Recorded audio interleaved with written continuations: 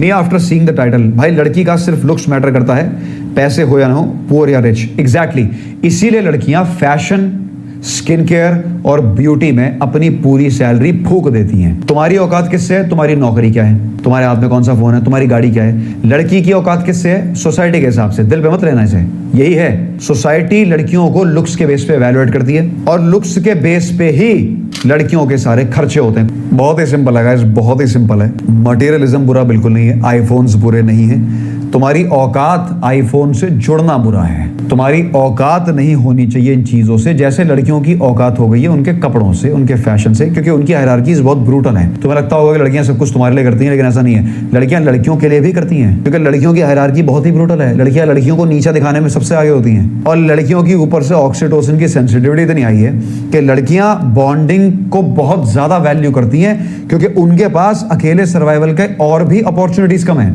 आदमी तो फिर भी भाला बूला बना के सर्वाइवल कर लेता, लेकिन लड़कियों के पास हमेशा से ही एक डिसएडवांटेज रही है when it comes to surviving alone. इसीलिए लड़कियों का सोशल अप्रूवल उनके दिमाग में और भी गहरा है, और भी गंदा है, और भी इनबिल्ट वायर्ड है। समझ रहे हो बात को? और इसीलिए लड़कियों को मैनिपुलेट करना भी इतना आसान होता है। तुम आर वर्ड का यूज देख लो, तुम कपड़ों का यूज देख लो, तुम 10 चीजें मैं तुम्हें गिना सकता हूं ऐसी जिसका ऐसा ट्रिगर पॉइंट है वो कि लड़की के आगे बोलते ही उसकी आइडेंटिटी टूट जाती है पूरी। उन शब्दों को इस तरीके से अलार्म की तरह ट्रीट करता है लड़की का दिमाग, भेजा ऐसा हिल जाता है उनका शब्द सुनने के बाद कि उनकी पूरी आइडेंटिटी कोलैप्स हो जाती है, और उस मोमेंट में उनसे कुछ भी करवाया जा सकता है। सोसाइटी ने ऐसा ही करा है।